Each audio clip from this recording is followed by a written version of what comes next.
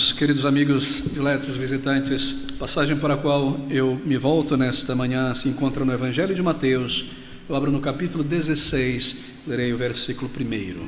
Mateus, capítulo 16, versículo 1. E chegando-se, isto é, os fariseus e os saduceus para tentarem o Senhor Jesus, pediram-lhe que lhes mostrasse algum sinal do céu. Nosso título nesta manhã é Compreendendo e discernindo os tempos. O Senhor, em seu ensino aos apóstolos e a nós também, passa a ensiná-los e a recordá-los sobre a necessidade de atenção ao sinal dos tempos. Bem, não o tempo do clima, mas os tempos da história, de acordo com a revelação da palavra de Deus. Versículo de número 39, eu leio essas palavras, ou melhor, do versículo de número 13, E chegando Jesus às partes de Cesareia de Filipe, interrogou-lhe os seus discípulos, dizendo: quem dizem os homens ser o Filho do Homem? Bom, ele chega a uma outra região. E o contexto aqui está no versículo 39 do capítulo 15, de onde nós retomamos, e ali o novo contexto tem início, no capítulo 16. E tendo despedido a multidão, entrou no barco e dirigiu-se ao território de Magadã. Porque eu estabeleço esses dois versículos, bem porque é um parêntese aqui, onde o Senhor para novamente para ensinar os seus discípulos. E aqui onde nós nos encontramos em nossa série consecutiva, estudando a palavra do Senhor. Tendo despedido a multidão, rapidamente ele saiu dali, para não ser forçosamente coroado como rei mais uma vez, e se dirige à região de Magadã, oeste do lago da Galileia, cidade de Maria Magdalena, que vem de Magadã. E agora no capítulo 16, os fariseus, nós recordamos, e os escribas, os saduceus neste caso, buscam tentá-lo. Parece que eles revezavam, havia um plano aqui. Tentavam a Cristo, os fariseus, então os saduceus, às vezes os dois grupos, às vezes com herodianos, às vezes com os escribas. E a partir deste capítulo 15 em diante, conforme aumenta a contradição dos fariseus e o ataque contra o Senhor, nós vemos que eles não param mais. E eles chegaram a um acordo que deveriam buscar, de alguma maneira, levar Cristo a tropeçar, seja por palavras, seja por ações, para perder a sua reputação, manchar a sua reputação diante do povo, ou, ainda pior, que desse alguma causa para que pudesse ser executado por eles. E o Senhor dará agora instrução, então, aos seus próprios discípulos, como nós vimos em nossa primeira consideração. Longe das multidões, ele ensina aos seus discípulos. Ali estão os saduceus, se aproximam do Senhor, não dão a ele descanso, nem tempo para falar propriamente com seus discípulos. Assim, a maior parte do ensino acontece nesses confrontos, nessas situações. E o Senhor está mostrando aos seus discípulos muito da maneira como os judeus naquela época pensavam, da sua própria obra como Messias e o que os aguardava como apóstolos de Cristo.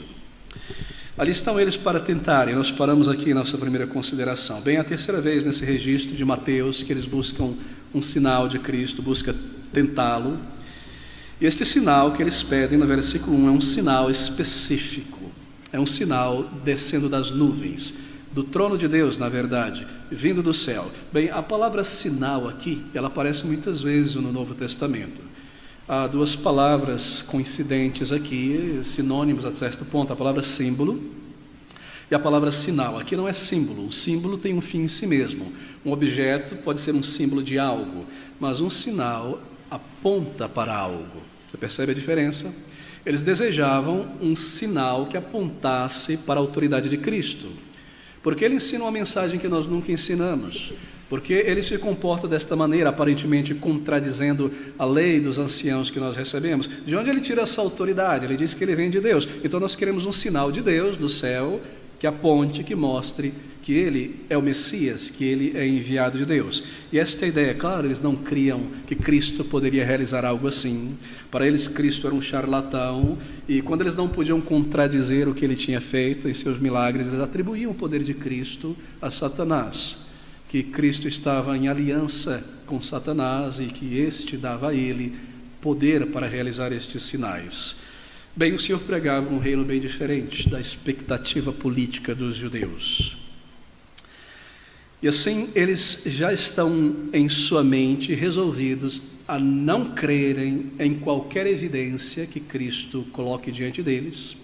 E depois de milhares de sinais de que Ele é o Messias, curando, perdoando pecados, andando sobre as águas, milhares e milhares e milhares de curas, eles não creriam, eles fecharam a mente, endureceram o seu coração, e mesmo um sinal como este não serviria para convencê-los, e assim o Senhor não lhes dará este sinal. E no versículo 2 nós lemos: mas ele respondendo disse-lhes, esta é a resposta: quando é chegada a tarde, dizeis, haverá bom tempo, porque o céu está rubro. E pela manhã hoje haverá tempestade, porque o céu está de um vermelho sombrio. Hipócritas, fingidos, sabeis discernir a face do céu e não discernir os sinais dos tempos históricos, isto é, uma geração má e adúltera pede um sinal, e nenhum sinal lhe será dado, senão o sinal do profeta Jonas. E deixando-os, retirou-se. Bem, eles deveriam, esta é a resposta do Senhor Jesus Cristo, eles deveriam estar aptos como líderes, como técnicos da lei, como professores da lei de Deus, eles deveriam estar aptos a discernir, pelo conhecimento que eles tinham da palavra de Deus, se Jesus Cristo era ou não o Messias.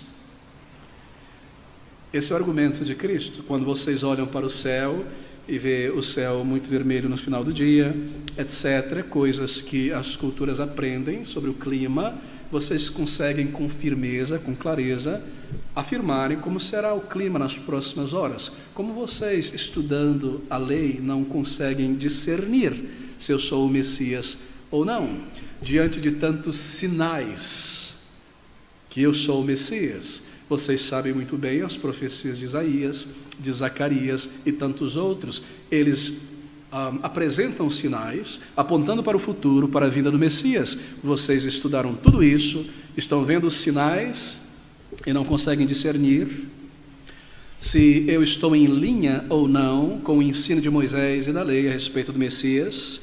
Bem, queridos amigos, eu gostaria que você ouvisse uma voz a mais aqui nesta tentação dos fariseus e saduceus, uma voz que está por trás deles. Você se recorda nas tentações do Senhor Jesus Cristo, como Satanás o incita a demonstrar o seu poder, transformando pedras em pães, subindo ao pináculo e saltando dali.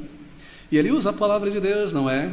E ele pede que o Senhor faça algo miraculoso que autenticasse a sua messianidade, o seu poder divino. Isto é, que ele fizesse um sinal em benefício próprio, para comer, ou para mostrar para todo mundo que ele é o Messias. E é exatamente o que está acontecendo aqui. Nós conseguimos ouvir, não é? Veja, e chegando-se os fariseus e os saduceus para o tentarem, não é? Conforme o seu pai, pediram-lhe que lhes mostrasse um sinal do céu. Nós conseguimos ouvir a voz de Satanás aqui, na verdade. Satanás nunca parou ao longo da narrativa do Evangelho em sua tentativa de dissuadir o Senhor Jesus Cristo da cruz. Ele nunca para, ele deseja que o Filho haja independente da vontade do Pai, que o Filho realize um milagre para o seu próprio benefício, como pedras em pães, e aqui um sinal do céu para o seu próprio benefício. E assim é o maligno. E ele está aqui por trás de todas essas tentativas dos saduceus, fariseus e escribas, em tentar levar o Senhor Jesus Cristo não somente a dizer algo que eles consideravam errado, mas marque isso, a pecar contra Deus. E se ele pecasse contra o Senhor, então ele não seria o Cordeiro imaculado de Deus que tira o pecado do mundo.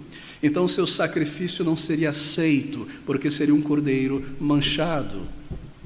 Não houve pecado nele. Assim nós conseguimos perceber, não é, a divindade do Senhor Jesus Cristo. Ele está em pleno e total controle. E ele percebe estas coisas, e não é a primeira vez que isso irá acontecer.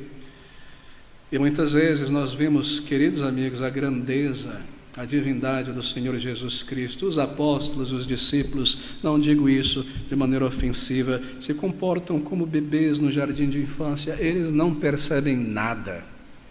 Em outro momento, de maneira muito mais direta, o Senhor precisou mostrar isso a eles, repreendendo a Pedro. Senhor, isso não irá acontecer contigo, morrer, para que morrer? Tenha piedade de si mesmo, você percebe, mais uma vez, tentando dissuadir o Senhor, redirecioná-lo para longe da cruz. O tempo todo ele está operando através dos fariseus e saduceus, e muitas vezes mesmo tentando os próprios discípulos a levarem Cristo a pecar. Quantas vezes eles tentaram o Senhor Jesus Cristo a demonstrar uma ira injusta, pela demora, pela lerdeza deles em tantas situações, mas você vê a grandeza de Cristo, não é?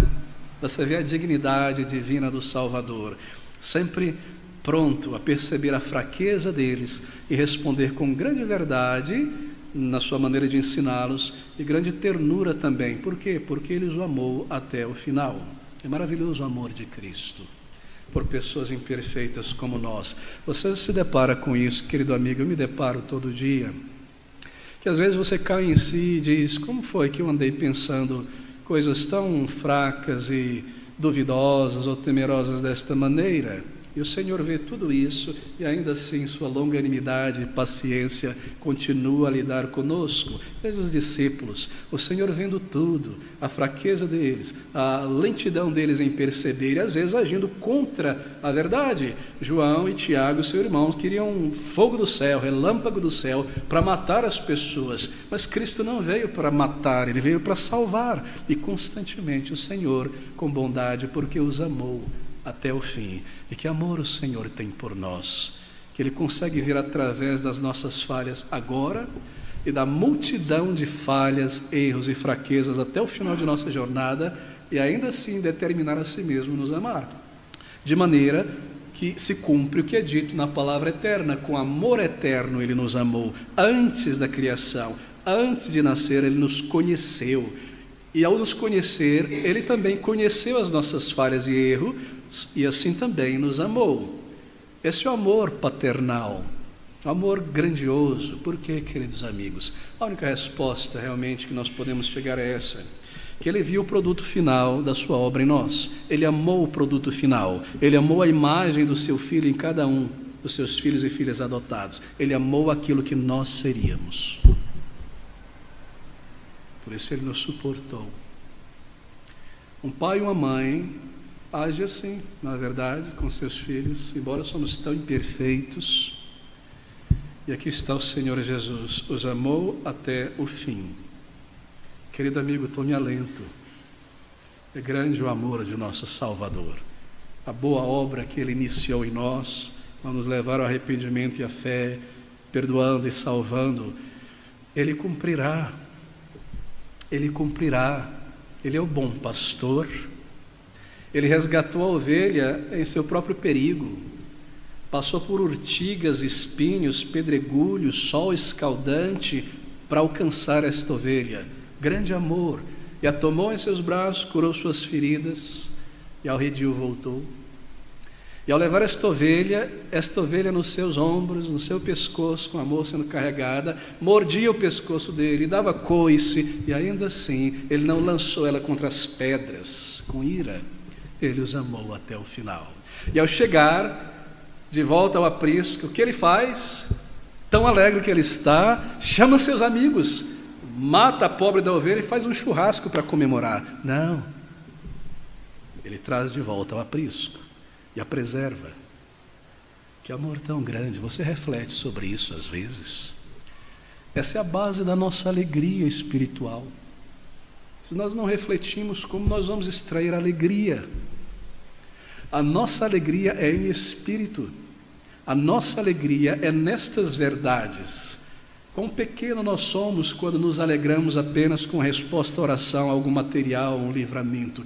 A nossa profunda, contínua alegria está nisso, em pensar no amor de Cristo por nós, na bondade de Deus por cada um de nós. É maravilhoso, queridos amigos.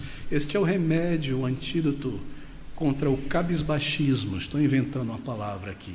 contra o derrotismo espiritual e contra toda a murmuração que é o canto e o louvor a Satanás. Refletir sobre isso, o caráter de Cristo, a bondade do Salvador, a grandeza do amor de Deus na história de cada um de seus filhos e filhas. Bem, há uma aplicação para nós aqui, e nós devemos manter isso em mente, queridos amigos, o grande amor, a grande paciência, bondade do Senhor Jesus em seu treinamento aos discípulos e em seu treinamento a cada um de nós nesta jornada. Mas em sua resposta, ele diz àqueles homens que nenhum sinal seria dado a eles, nenhum sinal que já não estivesse presente até ali em seu ministério. E é claro, o fato de que eles pedem por mais é o sinal e a prova da descrença deles. Provas, quando ele próprio estava ali, ele próprio sinal, ele próprio a prova, que nenhum homem jamais falou palavras como ele falou, que nenhum homem jamais perdoou pecados como ele de fato perdoou, que ninguém jamais fez coisas maravilhosas como esta. Ele é o próprio sinal e eles simplesmente fecham seus olhos. Quase todos os dias, não é? Ali eles viram a prova do poder de Cristo. Bem, eles pedem um sinal grandioso, um sinal espetacular. E o que eles estão dizendo é, olha, esses sinais que você fez aí são tudo dentro do cenário aqui, não é? Pão, cura, nós queremos ver algo vindo de fora dessa moldura, do céu para aqui dentro, descendo direto de Deus. Faz cair fogo do céu, como Elias, quando Deus testificou que Elias era o seu profeta diante dos profetas de Baal. Ou você dá pão, não é? Quebra o pão e para as pessoas, não sei de onde você tirou isso aí, seus discípulos prepararam. Faz como Moisés, pão caindo do céu. Algum sinal, alguma coisa grandiosa que Deus testifique. Eles ouviram a voz de Deus em seu batismo. Este é meu filho amado, em quem me comprazo. Mas eles rejeitam tudo. A incredulidade é terrível, queridos amigos. Quando uma pessoa se encontra em estado de incredulidade obstinada, não há evidência que persuada esta pessoa. É pura e simplesmente uma questão de clamar a Deus em oração, que o Senhor tenha misericórdia de uma pessoa assim, antes que seja tarde, antes que Deus entregue a pessoa ao endurecimento do seu próprio coração. Em outras palavras, antes que Deus solte o freio de mão e deixe a pessoa seguir do jeito que ela quer para a sua própria destruição. Negar tantas evidências, porque é isso que acontece com os fariseus posteriormente. É o que acontece com Jerusalém, é o que acontece com Israel. A destruição daquela cidade, do templo e o espalhar daquela nação. Fecharam os olhos para o Messias e assim receberam o castigo que a sua própria iniquidade trouxe sobre eles. Nenhum sinal será dado. Mas veja, algo para nós aqui. O Senhor está desenvolvendo a sua resposta. No versículo 2, ele responde: quando é chegada a tarde, dizeis haverá bom tempo, porque o céu está rubro. Pela manhã, hoje haverá tempestade. O céu está de um vermelho sombrio. Hipócritas, fingidos, não sabeis discernir a face do céu, e não discernis os sinais dos tempos. Vocês sabem, mas não discernem sinais dos tempos. Termo interessante, não é? Meus queridos amigos, você sabe o que ele está dizendo aqui? Que a história humana possui um sentido, um significado, uma direção. Há uma teleologia. A história não são atos disformes, como a maioria dos filósofos contemporâneos diz. A história não segue para lugar nenhum, ela fica acontecendo. A história não tem sentido, isto é, não há um propósito no que está acontecendo. Essa é a filosofia dos homens da nossa atualidade, todos eles, não é? E, sobretudo, desde o iluminismo, Kant, depois Nietzsche, Schopenhauer, todo esse pessoal. E é isso que permeia, e Freud, posteriormente, a nossa sociedade. E, claro, Darwin também, pela biologia. Não. A história possui um sentido. Esse desdobrar das ações humanas, do passar do tempo, possui um sentido, uma linha, uma direção. E nesse momento da vinda de Cristo, em que Ele está ali entre os homens, naquele ponto da história, O Senhor está dizendo que eles deveriam entender em que ponto da história eles estavam. E é claro, isso é para cada geração. Isso é para nós. E a pergunta diante de nós, vinda da palavra de Deus, é esta: acaso sabeis discernir o sinal dos tempos? Deixa eu parar aqui um pouco. Queridos irmãos, talvez você já me ouviu dizer isso muitas vezes. Eu não sei qual interessante soa aos seus ouvidos esse estudo, aos meus, são maravilhosos. Talvez a minha voz esteja te cansando, o equalizador não esteja muito bem nesta manhã, mas você não pode perder o que nós estamos vendo aqui. É maravilhoso, é a palavra de Deus. Assim, reúna toda a atenção. Acaso sabeis o sinal dos tempos? Bem, se alguém for individualizado aqui na frente, ele for perguntado: querido, quais são os sinais do tempo presente? Em que momento da história da humanidade, no plano de Deus, no propósito de Deus nós estamos? E quais são os sinais que provam isso? Você saberia dizer isso? Sabeis o sinal dos tempos? Nós sabemos muitos sinais, a economia, se o salário vai chegar na hora ou vai atrasar, ou vai ser parcelado. Nós somos mestres nestas coisas. Porque nós não sabemos muitas vezes o sinal dos tempos. Eu quero crer que todos aqui consigam ver isso e compreender. Assim, um crente no Senhor Jesus Cristo também é um ser vivo, um ente desperto. Ele não pensa só o que está aqui no chão, diante da sua mão, dos seus olhos. Ele pensa o ser humano como um todo. Queridos amigos, se nós nos reduzirmos à nossa geração, ao nosso comer, beber, fazer o que deve ser feito, procriar, etc., quão pequeno nós somos, tendo diante de nós uma lanterna, como a palavra de Deus, que aponta para o passado e nos faz ver toda a jornada até aqui e nos faz ver o futuro. Porque atrás de nós não acessamos, está escuro, não é? O passado. Ninguém estuda o passado. O passado não pode ser colocado no microscópio. Nós estudamos o ser humano em movimento, no espaço e tempo. Isso é história. E ao olhar para frente, nós também não vemos nada, mas Deus nos deu uma lanterna para olhar para trás e olhar para frente e nos localizarmos como seres humanos. Acaso sabemos ler o tempo? Quão reduzida é a vida de um homem, mesmo um crente? O homem, eu quero dizer, o genérico masculino, homem e mulher. Quão reduzida é a vida de uma pessoa que todo o seu esforço, mente, é consumido no aqui e no agora. Somente. E a igreja, o reino de Deus, melhor dizendo, é um acessório em sua vida. Que tragédia! Que tragédia não compreender os tempos, não entender o ser humano hoje, não se localizar no tempo hoje, simplesmente viver o aqui e o agora e partir. Para o ser humano isso é terrível, para um crente isso é trágico.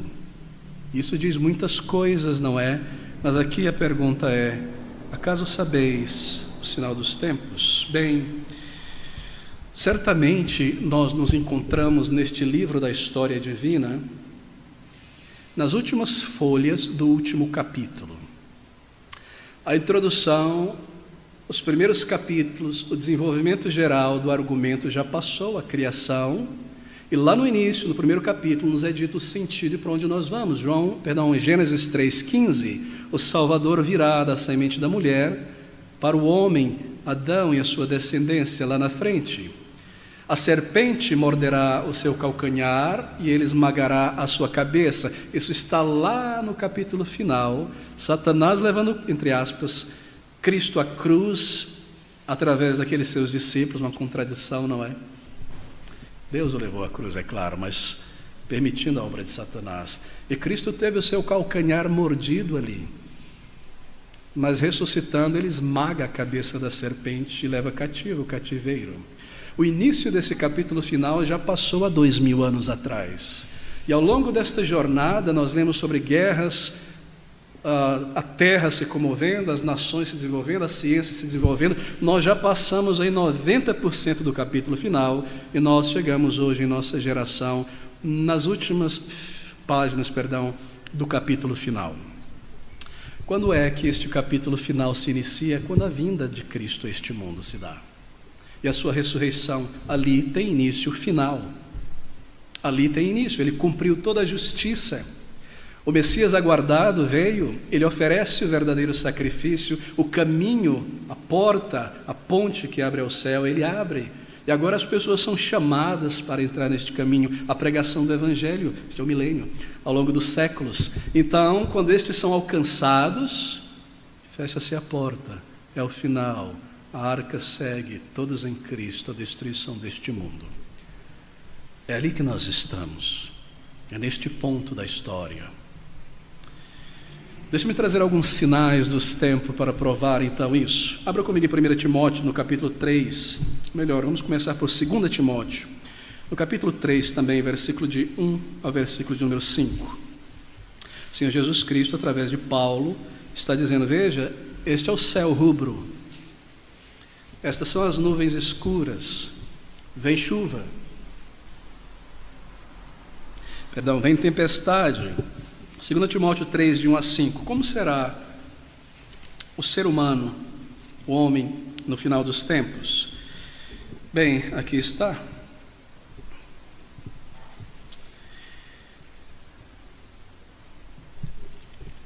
Estou em 1 Timóteo, por isso.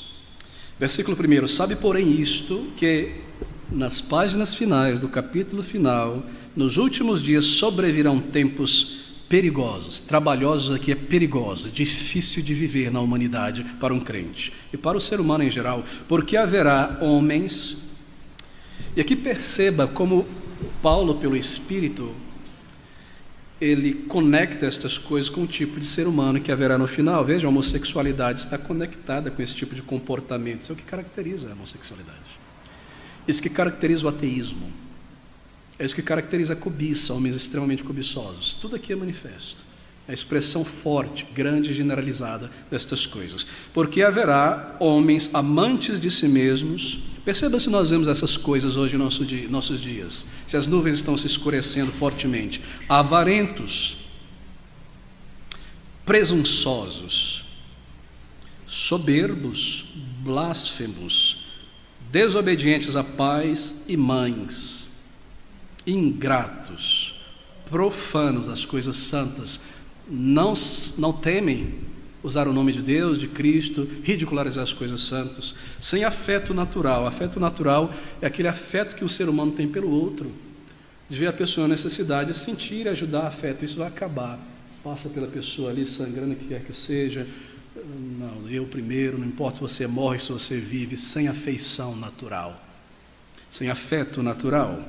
Irreconciliáveis, brigam uma vez e nunca mais se veem, caluniadores, intemperantes, pessoas que não são guiadas pela emoção, pela paixão, cruéis, sem amor para com os bons, não querem saber se a pessoa é boa, não tem amor por essas coisas, traidores, obstinados, orgulhosos, mais amigos dos deleites do que amigos de Deus.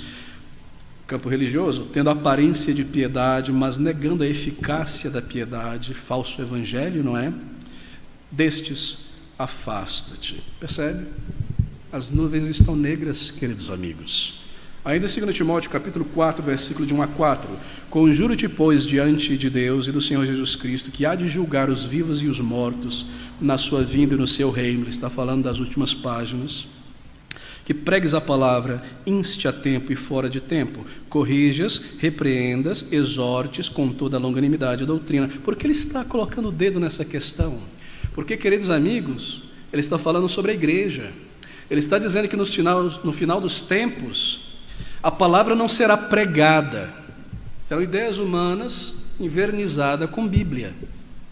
Ideias humanas com textos da palavra de Deus para dar sustentação. Não a palavra, ela trazida e pregada. Não apenas ensinada, mas pregada. O que mais? Inste a tempo e fora de tempo. Isso não existirá mais. A pregação da palavra será algo superficial. Ela não é autoridade de Deus e não é transmitida mais assim. Corrijas e repreendas. Isso você não verá mais. Disciplina no final dos tempos. igrejas dominadas pela impiedade, homens e mulheres dentro de igreja que não suportam a disciplina, que simplesmente não aceitam serem admoestados e corrigidos. Exorte com toda longanimidade e doutrina, isso também cessará. Muitos cansarão do ofício de transmitir a palavra com pessoas duras, difíceis, resistentes, inadmoestáveis, e não haverá doutrina. Porque virá tempo em que não suportarão a sã doutrina. Não me fale sobre essas coisas direto da Bíblia. Eu quero ir além disso aqui, eu quero ver algo místico, eu quero isso, eu não suporto isso. E assim eu tenho coceira, eu preciso de um grampo para coçar meu ouvido. Eu quero ver essas coisas, então eu vou procurar fulano que fale sobre isso, vou na palestra, vou seguir, vou ler os livros. Eu quero que meu ouvido seja coçado com essas coisas.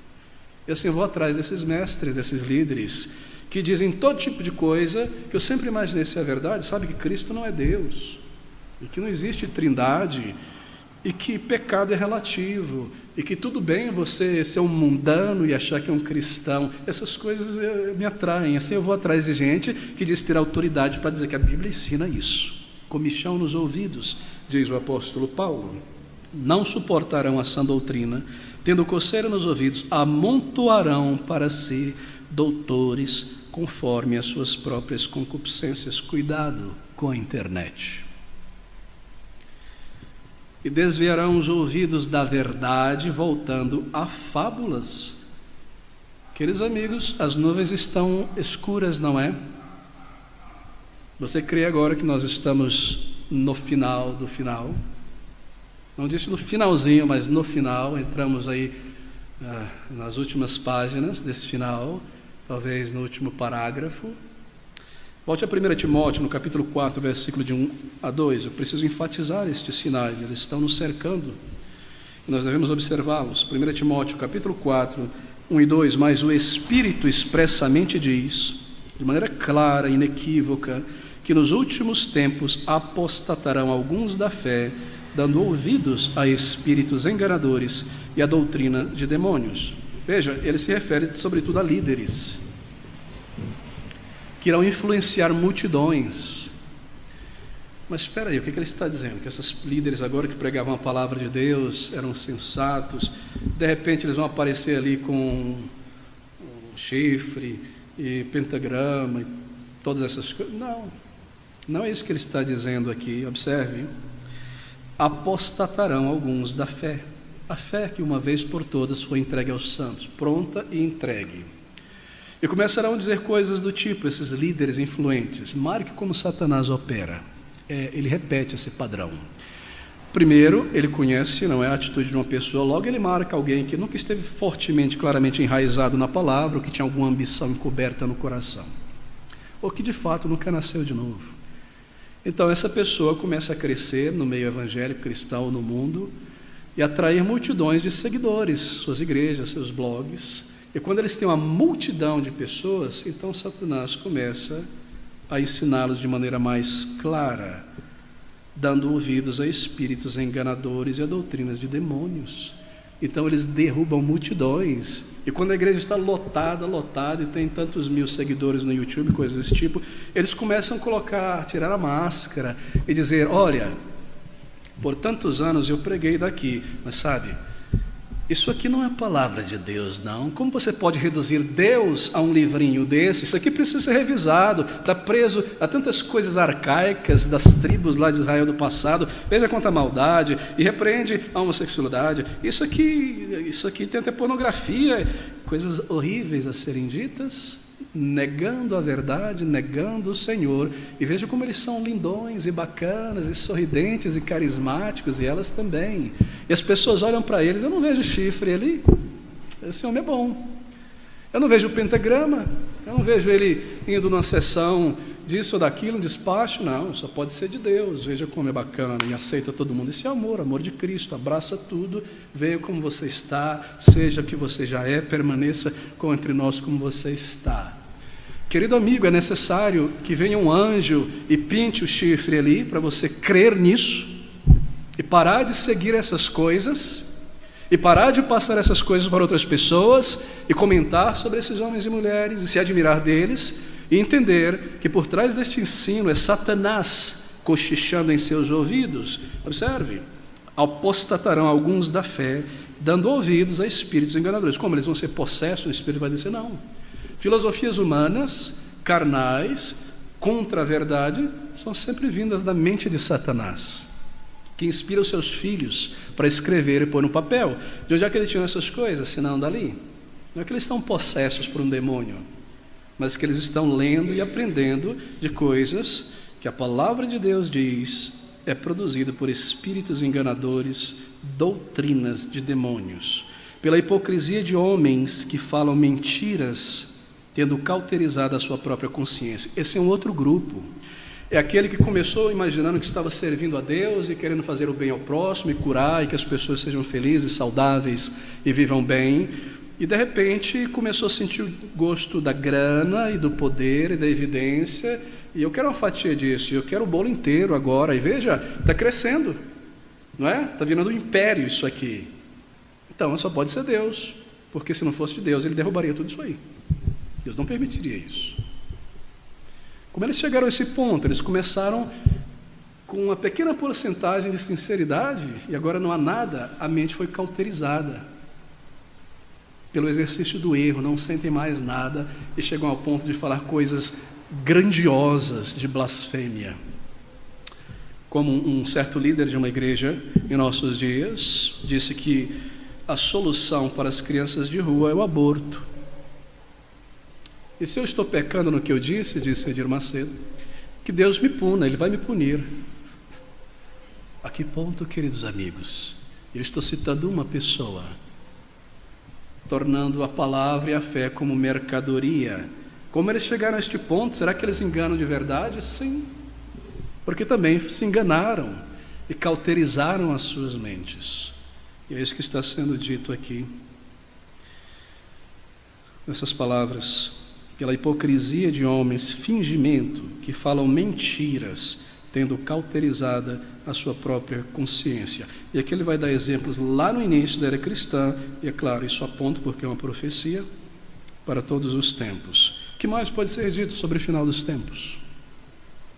Bom, vamos para Mateus capítulo 24, o Senhor Jesus Cristo aqui, ele ensina agora sobre o parágrafo final, a oração final, oração quer dizer a frase final, da página final, do capítulo final. Como será? Quais serão os sinais ali do finzinho mesmo, antes do ponto final, quando Cristo entrar no tempo e no espaço para levar a sua igreja consigo? O Senhor nos diz em Mateus capítulo 24, observe que os discípulos irão perguntar a Cristo, nós chegaremos aqui em nossa série de estudos, assim eu não irei entrar profundamente, mas eles perguntam a Cristo.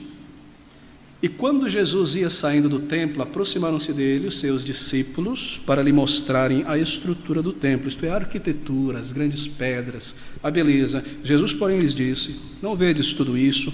Em verdade vos digo que não ficará aqui pedra sobre pedra que não seja derrubada.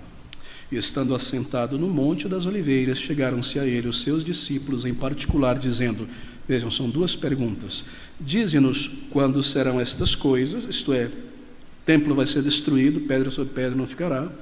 E a segunda pergunta, e que sinal, sinal, mesma palavra, a indicação que haverá da tua vinda e do fim do mundo. Como vão estar as nuvens para que a gente possa ler e ter certeza? Então ele segue primeiro respondendo a segunda pergunta e depois ele passa para a primeira pergunta. E em sua resposta, ele fala sobre sinais simultâneos, aqui no capítulo 24, versículo 9, 21 e 29. O que ele está dizendo, queridos amigos, em linhas gerais, é o seguinte: ao longo da história haverá muitos sinais de que este mundo está passando, ao longo do período do fim, desde a sua primeira vinda até a sua segunda.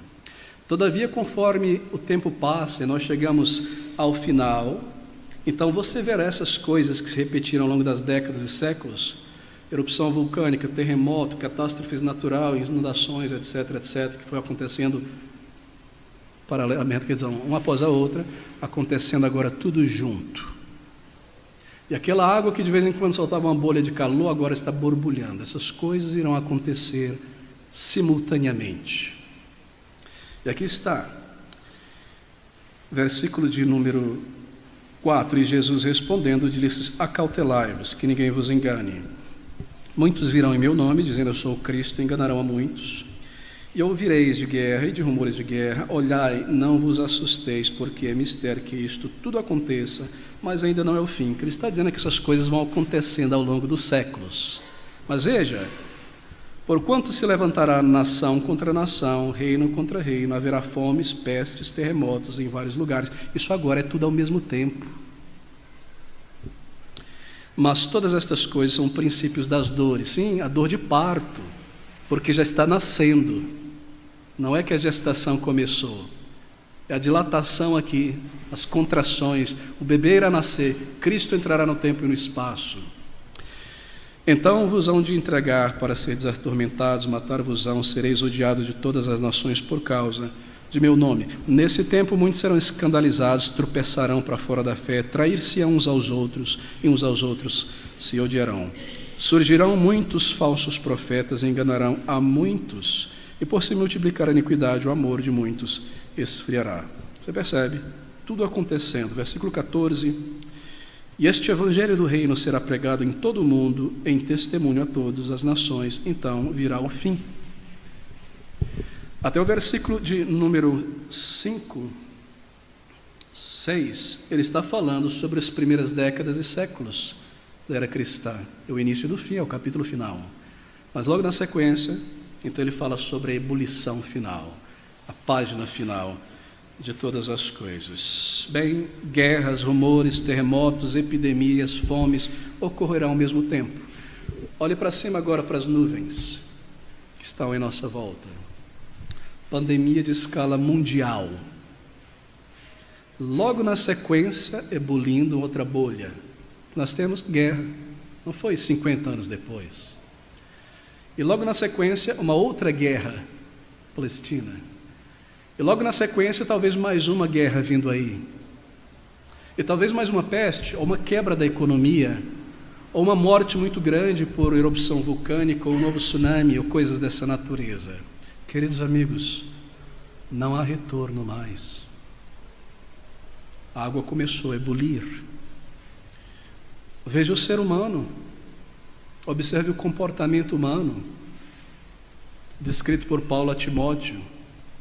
Observe os líderes, e por líderes eu quero dizer pessoas que são seguidas, não que eles lideram de fato a igreja, mas que produtores de opinião, assim por dizer, que ensinam que você nunca ouviria, que poderia acontecer no meio cristão, como nós vemos hoje, não é? Não há mais nenhum. Observe também o estado das igrejas. Apostasia não é a igreja fechar as portas, não. É o falso evangelho entrar ali. E pessoas simplesmente virarem as costas de uma maneira abrupta. Apostasia é a ideia de divórcio. Estava ali, muito bem, não quero mais saber, não. Estava na igreja, essas coisas são maravilhosas. Cansei disso, eu segui minha vida. Apostasia em grande escala. Tudo acontecendo ao mesmo tempo. Acaso nós lemos os sinais dos tempos? Então, eles perguntam sobre o grande sinal do final dos tempos. Ele vai falar sobre a destruição de Jerusalém e do templo, que logo irá acontecer. Por que ele começa pela segunda pergunta? O final dos tempos. Bom, ele precisa começar porque ele está falando em ordem de final para o tempo dele. Certo? Então Jerusalém deve ser destruída, é claro, antes do final. Por isso ele responde desta maneira. Mas nós não entraremos nisso. E então no versículo 29 a 30 ele indica qual será o sinal todo glorioso. Porque esta é a pergunta específica. Qual será o sinal maior que o Senhor está descendo? Grande sinal. Este sinal, queridos amigos, será muito provavelmente a própria visão da aparição do Filho de Deus em poder e glória. Porque é narrado dessa maneira, que estamos nós, um sol de meio-dia, pode ser à noite, não sei, mas o esplendor de uma luz maior que a do sol, um som grandioso, como de trombeta, e todas as coisas acontecendo, de repente todo mundo se volta em direção ao som, ao sinal, e todos os olhos verão, para que todos os olhos verão, então Cristo desce, Ele próprio é este sinal, o final, sua pessoa, ali está vindo Ele em glória, então este é o final, é Ele. As coisas seguem dessa maneira. Ele é o sinal glorioso, a sua manifestação, ponto de descer, visível, com seus anjos, com seu povo, e assim ele entra no tempo e no espaço, não pisa neste mundo, não vai pregar aqui, ele vem para buscar os seus. Nós subiremos para encontrar com ele nos ares. Isso pode acontecer a qualquer momento. Há, todavia, algo que Paulo declara, eu preciso concluir esse ponto aqui. Ele diz: ninguém vos engane que não será o fechado livro, o final, antes que grande apostasia, está acontecendo em larga escala, e o anticristo será manifesto, tornará visível, nós saberemos, é ele. E isso já está próximo.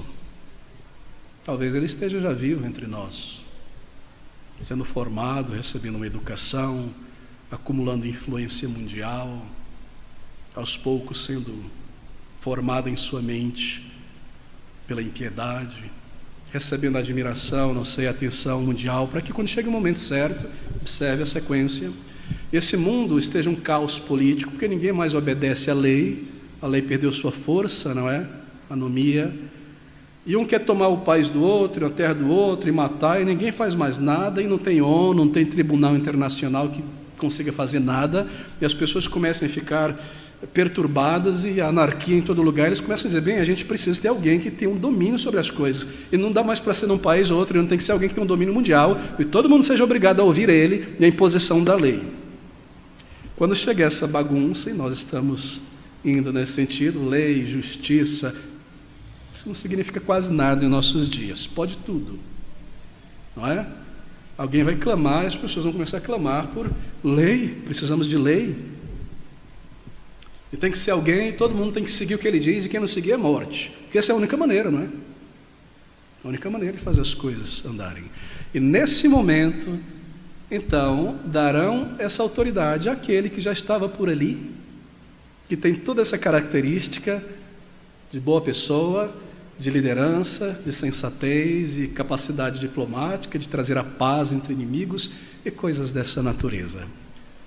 E quando ele se manifestar, se torna claro quem é, então diz a Bíblia, que Cristo virá imediatamente. Não haverá 3 anos e meio, 7 anos.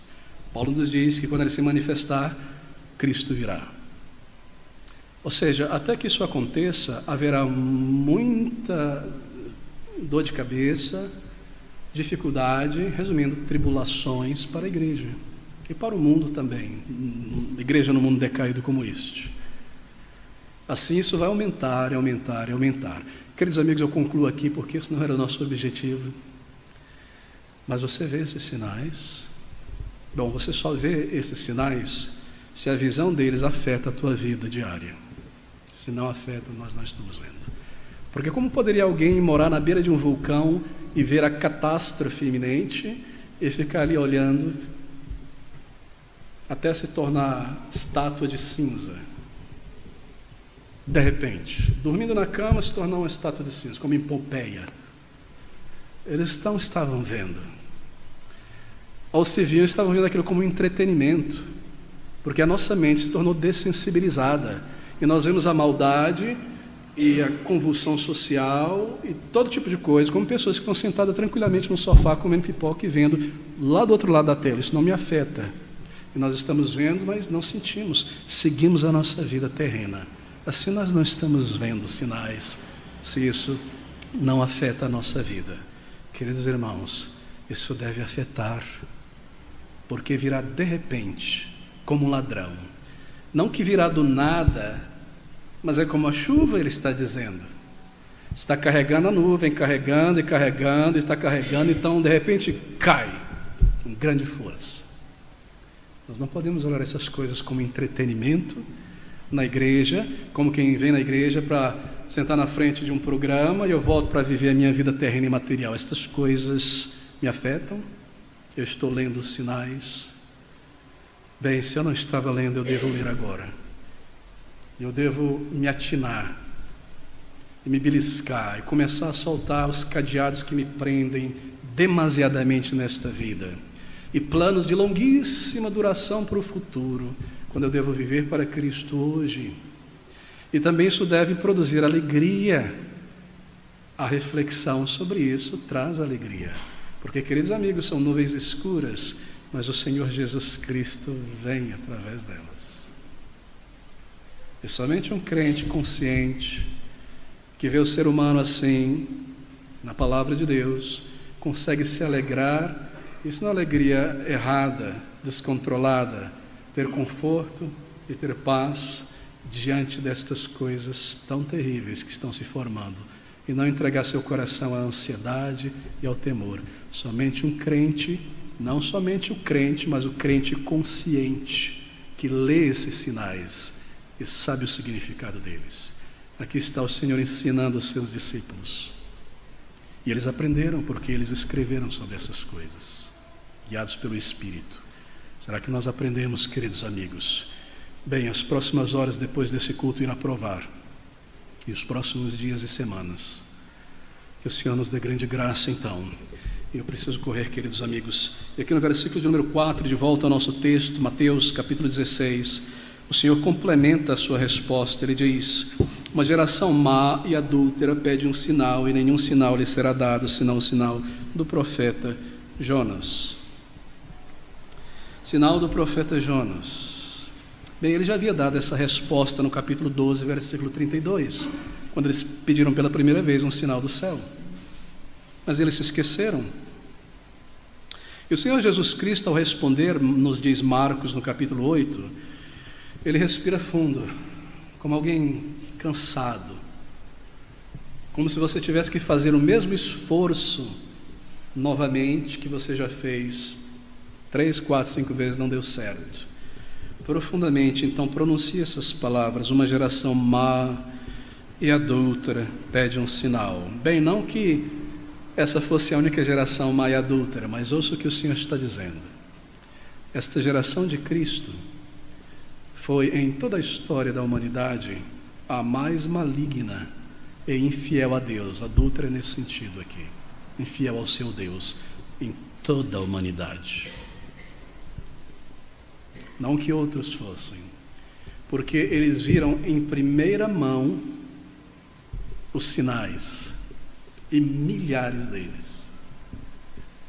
E diferente da rainha de Sabá, que ouviu a sabedoria de Salomão, dos ninivitas e tantos outros, eles simplesmente, diante de tantas e tantas e tantas evidências, rejeitaram o Senhor. Veio para o que era seus, e os seus não receberam. Infiéis à verdade, apenas a capa de religião, mas um povo idólatra de dura servir. É isso que ele está dizendo aqui. E para uma geração dessa, que continua pedindo por sinal, diante de tantos sinais, o que será dado a eles? Bem, uma geração má e adúltera pede um sinal, e nenhum sinal deste tipo lhe será dado, senão o sinal do profeta Jonas. Sinal do profeta Jonas. Bem, em Lucas capítulo 11, versículo 30, nós temos uma compreensão um pouco melhor sobre o que o Senhor está dizendo aqui, porque há mais informação. Abra comigo rapidamente Lucas capítulo 11, versículo de número 30. É o mesmo contexto, é a mesma resposta, mas ampliada. E ajuntando-se a multidão, começou a dizer: maligna esta geração. Veja, a multidão, não só os fariseus ali, a multidão, a geração. Ela pede um sinal, e não lhe será dado sinal, senão o sinal do profeta Jonas. E aqui está a explicação. Porquanto, assim como Jonas foi sinal para os ninivitas, assim o Filho do Homem o será também para esta geração. Jonas, o profeta Jonas.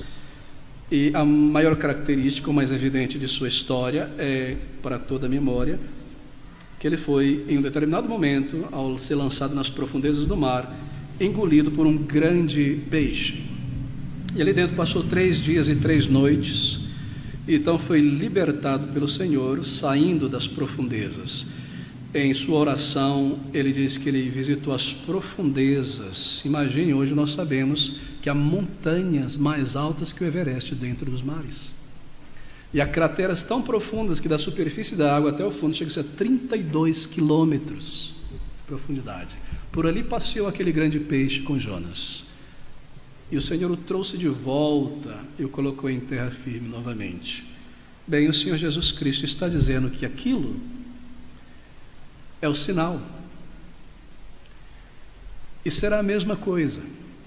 Esta geração pede um sinal, mas o sinal que será dado é este. Este é meu Filho amado que vocês negam. Eu o aceito, eu o ressuscito dentre os mortos. E mesmo isso, eles não crerão.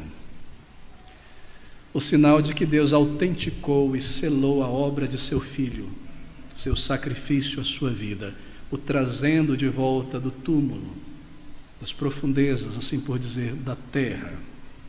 Esse é o sinal que será dado àquela geração, queridos amigos. Somente o sinal do profeta Jonas será dado. A ressurreição é o sinal. Como Jonas, como que ressuscitando dentre os mortos, do ventre do peixe. Pai autentica a obra de seu Filho. Perceba como isso segue sendo pregado posteriormente. Abre em Atos, capítulo 17. Paulo está ali em Atenas e, resumindo o seu discurso, ele diz no versículo 30 do capítulo 17, ao pregar aos gentios: mas Deus, não tendo em conta os tempos da ignorância, ordena agora a todos os homens em todo lugar que se arrependam. Jonas foi a Nínive pregando o arrependimento. Os discípulos do Senhor foram enviados depois da sua ressurreição, ide por todo o mundo pregando o arrependimento, porquanto tem determinado um dia final em que com justiça há de julgar, justiça condenatória, o mundo por meio do homem que destinou, e disso deu certeza a todos, sinal, ressuscitando-o dentre os mortos. Compreendeu? Deus não levando em conta o tempo da ignorância, em que eu me excusava e dizia: não, hoje eu comprei uma fazenda, tenho que checar. Cristo chamando ao arrependimento. Eu me casei, eu não posso ir nas bodas. Deus não levou em conta esse tempo das nossas desculpas, da nossa dureza. Mas agora é o final, o machado é colocado à raiz, ele comanda o arrependimento e ele prova que ele julgará pelo sinal de Jonas. O sinal que Jonas estava dando sobre o Messias que viria é esse, de que ele entrou no peixe, na profundeza e saiu. É como você estava dizendo: eu aponto para o Messias através desse meu sinal. Esse é o sinal de Jonas a respeito de Cristo, e não o contrário, Cristo a respeito de Jonas.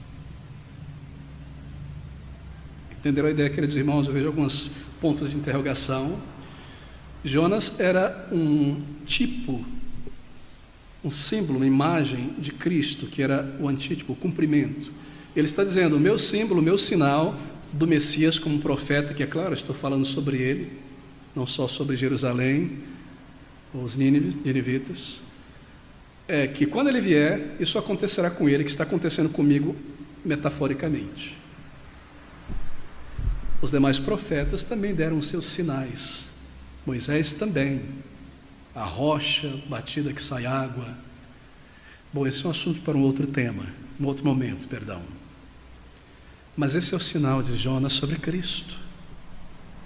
Ele ressuscitaria e aprovado e comprovado a sua profecia na pessoa de Cristo. Esse é o sinal de Jonas, queridos amigos.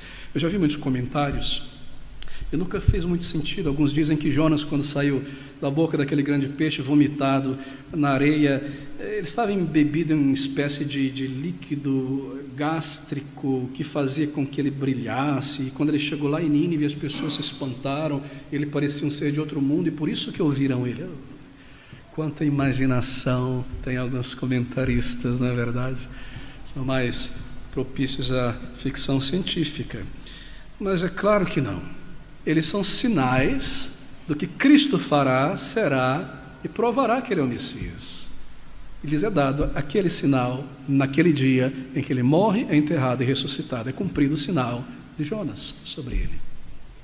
Muito bem, volte então ao nosso texto. E deixando-os, retirou-se. Bem, Ele se retira dali, nós lemos, como um sinal para aquela geração. Vocês pedem um sinal, eu viro as costas para vocês. O que é isso? É um sinal de não respeito, não é? Julgamento virá. Deixa-os, ele disse aos discípulos. São cegos guiando cegos. Deixa-os, o julgamento deles logo chegará. Ele disse aos discípulos e agora ele exemplifica. E deixando-os, retirou-se. E passando os seus discípulos para o outro lado, tinham se esquecido de trazer pão. Bem, eles cruzam novamente o lago da Galileia. E eles deixaram de trazer pão, e eles tinham 7 cestões cheios de pães e peixe. Onde eles deixaram isso? Não se sabe. Um comentarista judeu-alemão chamado Edersheim, famoso comentarista da vida dos tempos do Senhor Jesus Cristo, muito bom os comentários dele sobre os panos de fundo aqui. Ele diz, e é difícil realmente concordarmos com ele, mas ele diz que os discípulos fizeram isso de propósito. Por quê? Porque eles queriam de alguma maneira, veja, entre aspas, a malandragem brasileira nos discípulos. Nossa, cultural e de todo mundo, é claro. Porque o termo malandragem, né, malandra, é brasileiro. Eles deixaram de levar o pão de propósito para verem mais um sinal do Senhor. Ele vai ser forçado a produzir mais pão e peixe. E como aquela geração típica, eles continuavam também como discípulos, pedindo mais sinais e coisas maravilhosas e fantásticas. Bem, eu penso que nós podemos ser mais amáveis com os discípulos e tomar o texto como nos é dado aqui, sem entrar numa especulação como essa, porque não há muita base para isso. Todavia, por alguma razão, os pães foram esquecidos, e nós podemos dizer que esta enfermidade não foi para a morte, ou este esquecer dos pães não foi para a condenação deles, mas para que o poder de Cristo fosse revelado mais uma vez. E aquela geração não tivesse desculpa em ver um maravilhoso sinal como aquele, a multiplicação dos pães mais uma vez. Mas eles deixaram de levar o pão. E assim o Senhor Jesus se dirige a eles e diz... E eles arrazoavam entre si, dizendo, versículo 6, e Jesus lhes disse, adverti e acautelai-vos do fermento dos fariseus e saduceus. E eles arrazoavam entre si, dizendo, eles entenderam o que a gente fez, segundo Edersheim. E não trouxemos o pão de propósito. É porque não trouxemos o pão, Pedro. É por isso que ele está dizendo isso. E Jesus, percebendo isso, disse, sabendo também, porque não trouxeram os pães, por que arrazoais entre vós, homens de pequena fé, sobre o não terdes trazido pão? Mas a paciência do nosso Senhor Jesus, quão bondoso! Não compreendeis, nem vos lembrais dos 5 pães para 5.000 homens, e de quantos cestos levantastes, nem dos 7 pães para 4.000, e de quantos cestos levantastes? Como não compreendestes que não vos falei a respeito do pão, isto é, farinha de trigo, etc., mas que vos guardasseis do fermento dos fariseus e saduceus? Então compreenderam que não dissera que se guardassem do fermento do pão, mas da doutrina. E por doutrina aqui é a hipocrisia, a doutrina de dizer algo e não viver. Essa doutrina, na verdade, claro, isso incorpora as demais doutrinas teológicas, técnicas deles, mas o Senhor está dizendo, literalmente no grego, como foi que vocês não usaram a mente? Não lembrais? Não aplicaram o uso da mente ao que acabaram de ver e testemunhar, que não estou falando sobre necessidade de pão, porque havendo necessidade eu proverei. Não se lembra como eu provi nos 5.000 e nos 7.000? E não entendeis ainda que estou falando sobre a maneira em que os fariseus vivem, Bem, de fato, eles vieram a compreender depois, o versículo 12 nos ensina isso. Mas, por que vocês não usaram a mente? Ele pergunta. Adverti e acautelai-vos. Tome cuidado, tome muito, muito cuidado, porque há coisas que nós achamos que não têm entrada em nós, influência em nós, mas elas têm. Acautelai-vos. Elas têm. Há coisas que nós vemos, lemos, seguimos, que nós achamos que somos fortes ou capazes o suficientes para simplesmente barrar isso e observar como lá do outro lado da tela sem que isso me afete. Isso não é verdade, está dizendo o Senhor. Acautelai-vos. É como, por exemplo, dirigir com um celular na mão e imaginar que você é a pessoa mais habilidosa do mundo, que consegue fazer tudo ali, quando você está apenas repetindo um padrão que todo mundo faz, de repente um grande acidente vem. Acautelai-vos disso, diz o Senhor, no que se refere a um mau testemunho.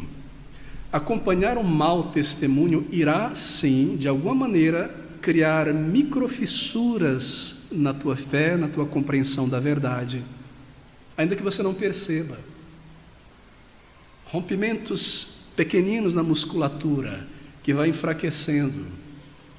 Seguir certas coisas, porque são engraçadas, e me refiro no contexto, é claro, cristão, ou espiritual, teológico. Verdade misturada com malícia, ou com piadas, ou com irreverência, estas coisas irão lhe influenciar. Seguir pessoas que não vivem de fato como igreja, como indivíduo, aquilo que estão ensinando, irá afetar. Ouvir pessoas sem prestar muita atenção no que está sendo dito, irá sim afetar. Assim, acautelai-vos, tome grande cuidado. Esse é o fermento dos fariseus. Como assim?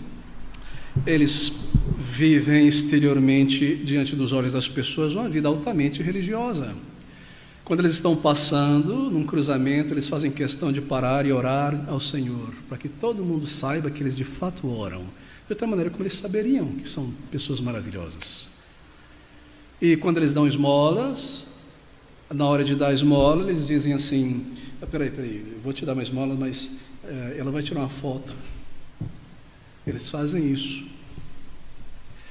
E para que as pessoas vejam quão santa eu sou, então elas não conseguem ver dentro de mim, é melhor que eu coloque uma roupa santa, branca assim, alguma coisa aqui, alguma coisa que me dê destaque, um uniforme religioso, na frente das pessoas. Mas eram ladrões, saduceus dominavam o comércio no templo, eram assassinos para se livrarem de pessoas que estavam em seu caminho, não queriam perder a liderança de Israel. Os romanos poderiam tomar deles se tivesse confusão em Israel e Cristo mobilizando as pessoas. Eram adúlteros. Você se recorda do exemplo que nós demos no domingo passado, da mulher pega em adúltero, e cada um saindo gradativamente, a consciência sendo afetada.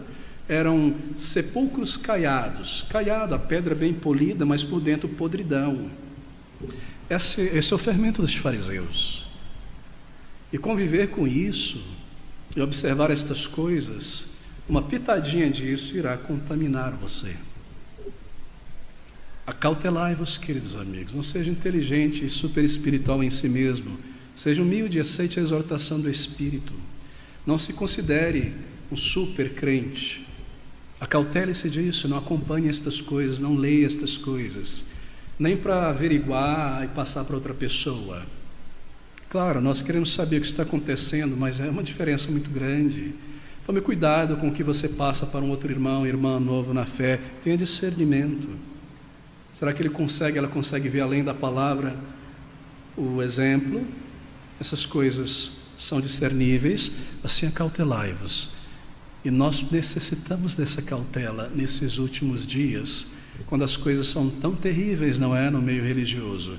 Assim, a nossa cautela deve ser redobrada. 2 grupos mencionados aqui: fariseus, salvação por obras, retidão pessoal diante de Deus. Era o maior grupo político-religioso ali daquela nação, eram estimados pela população. E os saduceus, o menor grupo, digamos que eles eram os teólogos liberais daqueles dias. Eram muito ricos, tinham a custódia do templo, não é? para o comércio, etc. Eles eram um tipo de pessoa que traçavam a linha entre a sua vida religiosa e a sua vida pessoal. Não misture essas duas coisas, não é? Uma coisa é minha vida como artista, outra coisa é minha vida pessoal. Eles agiam dessa maneira. Eles selecionavam as coisas que queriam crer da palavra de Deus, não criam em tudo, e assim poderiam viver seus negócios, desfrutar sua vida e viver como mundano enquanto eram religiosos e imaginavam estar agradando a Deus. Os fariseus e saduceus tinham muitas diferenças, mas eles tinham algo em comum. Eles não possuíam vida espiritual, eles não possuíam vida na alma, não tinham andar com Deus, não tinham sede por justiça no coração, santidade, retidão, comunhão com Deus. E é contra isso que a advertência do Senhor Jesus Cristo se refere. Então o Senhor irá dar muitas instruções para eles. Mas mais uma vez, eu subestimei o tempo e nós precisamos concluir aqui e retornar no próximo domingo. Mas aqui está, queridos amigos. O fermento dos fariseus é lançado em todo lugar, a toda hora, a todo tempo, a todo momento. Nós discernimos isso, nós tomamos a advertência para nós e nos tornamos cautelosos, ou simplesmente abrimos a internet, o que vier, e eu vou passando e passando e passando, como alguém que come e não discerne nada, e depois vem o mal-estar, como Paulo diz que alimentos que não fazem bem, não é? Ele está falando sobre ensinos, e que te enfraquecem, e que te trazem dúvidas, te tornam uma pessoa estranha, e as virtudes de Cristo não se manifestam ali. Assim, sejamos cautelosos com o que é lançado. Nós somos bombardeados com todo tipo de coisa. Tem um filtro muito sério com essas coisas. Isso irá lhe influenciar. Como fermento, você não percebe inicialmente, mas logo terá um resultado no comportamento, nos sentimentos, na maneira de pensar o reino de Deus, o povo de Deus, a casa de Deus. Isso terá um efeito, diz o Senhor Jesus Cristo. Então, os sinais dos tempos, como será agora? Nós vamos voltar e nos esquecer que as nuvens se escurecem sobre a nossa cabeça, para viver como os homens e mulheres antes do dilúvio. E os homens e mulheres antes da destruição de Sodoma e Gomorra, os judeus antes da destruição de Jerusalém, diante de um vulcão quase em erupção, e seguindo a mesma toada, e Cristo retornando. Queridos amigos, se há uma inclinação assim em nós, não sei que palavras há, uma preguiça, uma complacência, uma falta de força, dobre o joelho e clame ao Senhor de todo o coração. E segundo o teu desejo por esta graça, Ele te dará e te tornará uma pessoa de fato desperta para os tempos em que vivemos, para o retorno de Cristo. E o conhecimento descerá ao coração e ativará a vontade, e nós viveremos como pessoas conscientes com a palavra de Deus e usando a lanterna da palavra de Deus. Vidas agradáveis ao Senhor, crentes prontos para receber a Cristo, prontos para toda boa obra. É isso que nós temos nesta porção tão maravilhosa da palavra de Deus. E o Senhor permitindo, nós queremos olhar mais a fundo no próximo domingo. Os sinais dos tempos. Não nos reconhecer fortes e capazes em nós mesmos, ter uma dúvida, um ceticismo santo quanto à nossa própria capacidade e nos separar daquilo que não é bom e que trará um efeito terrível à nossa vida e ao povo de Deus.